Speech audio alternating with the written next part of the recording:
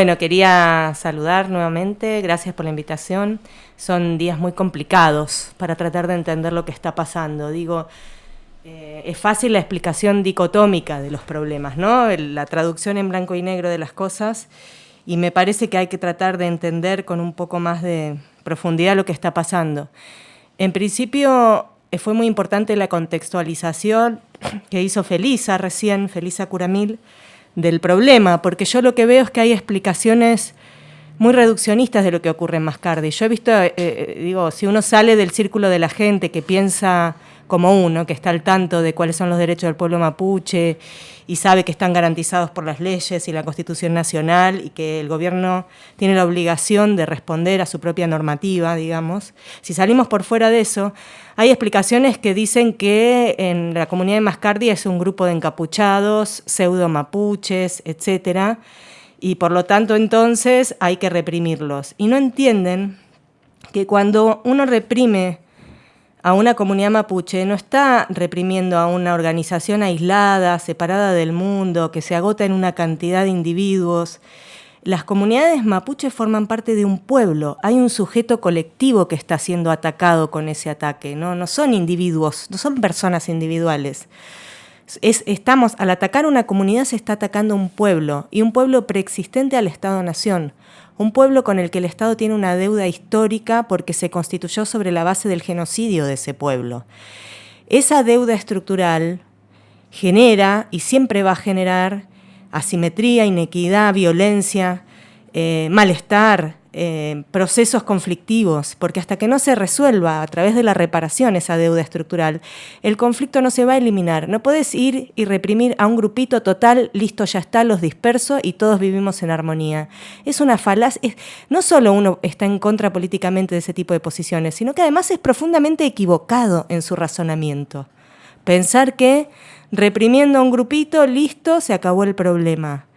No estás reprimiendo a un grupito, estás reprimiendo a una comunidad que forma parte de un pueblo y por lo tanto estás atacando a un pueblo numeroso que vive en estas tierras desde antes que nosotros vengamos a estas tierras y que obviamente va a salir a defender sus derechos. Entonces, ese encuadre que para uno es de sentido común, no lo es para el resto. Piensan que es un grupo aislado de personas que está locamente en una reivindicación para quedarse con tierras buenas y entonces las reprimimos. No. Lo que me parece más terrible es que ese parece ser el encuadre que le está dando el gobierno nacional al problema. Esta no es una organización social, no es una organización sindical, no es un partido, es una comunidad de un pueblo originario y ese concepto parecen no comprenderlo. Parece que fuera para ellos solo un detalle descriptivo y no una explicación de la situación de conflicto, que es un conflicto particular, que es diferente a otros, que tiene marcos de interpretación diferentes y marcos de acción que deben ser diferentes. Hasta ahora nosotros veníamos viendo que la gobernadora Arabella Carreras venía con una explicación en la cual había mapuches buenos y mapuches malos. Esta comunidad era mala y el resto eran buenos. Entonces voy a ser bueno con los buenos y malo con los malos, como dicen algún periodista de la derecha. Y eso no funciona así. Al interior del pueblo mapuche puede haber distintas maneras de actuar en función de la reivindicación territorial, pero no hay una distinción de buenos y malos. El conflicto es estructural y se expresa de maneras distintas y diversas, como en todo pueblo las cosas se expresan de maneras distintas y diversas. Y el pueblo mapuche no va a salir a defender a su machi. Sobre todo, tampoco están comprendiendo la profundidad de lo que significa una autoridad espiritual para el pueblo mapuche. No es una autoridad de esa comunidad, de ese conjunto de personas, es una autoridad del pueblo mapuche. Y una autoridad que no puede estar alejada de su rehue, que es su lugar, el lugar del que nace su rol y su poder, ¿no? Bueno, hasta ahora entonces teníamos a Arabella Carreras con esa forma de explicar el conflicto, pero teníamos hasta ahora un gobierno nacional que estaba buscando una estrategia de diálogo. Lo cierto es que esa estrategia de diálogo era impulsada por el Ministerio de Seguridad en la gestión de Sabina Frederick, y cuando desplazaron a Sabina Frederick de su cargo, no quedaron funcionarios en el gobierno nacional que realmente hicieran algo o trataran de activar algún dispositivo para resolver los conflictos de manera de manera dialogada, porque la gestión de Magdalena Odarda en el Instituto Nacional de Asuntos Indígenas fue una gestión llena de declaraciones, pero con muy pocos hechos efectivos. Entonces tampoco era una funcionaria que funcionara Magdalena Odarda. Entonces la realidad es que cuando se desplazó Sabina Frederick de su cargo ya no quedaron funcionarios que comprendieran cuál era el encuadre que había que darle a este conflicto.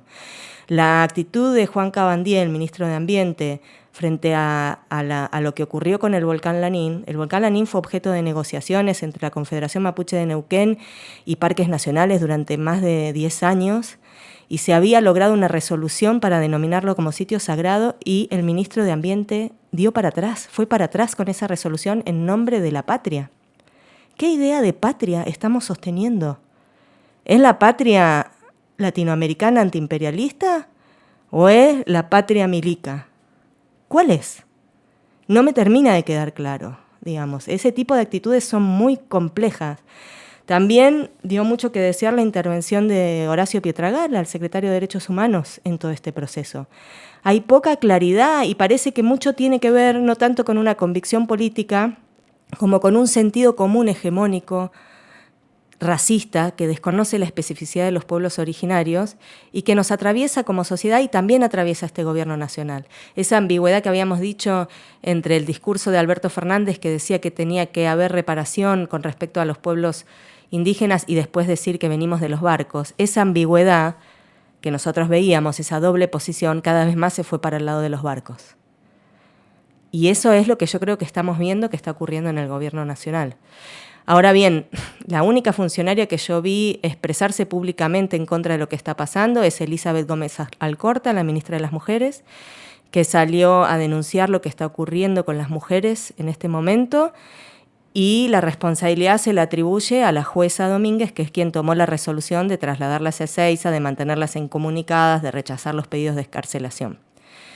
Es cierto, la jueza está actuando de una manera muy, muy extraña, pero el Ministerio de Seguridad de Nación generó algo que se llama Comando Unificado de Villa Mascardi. Eso no, la jueza no le obligó a hacer eso. Ahí hay un amedrentamiento que va realmente por cuenta de los ministerios de seguridad de Río Negro y de la Nación.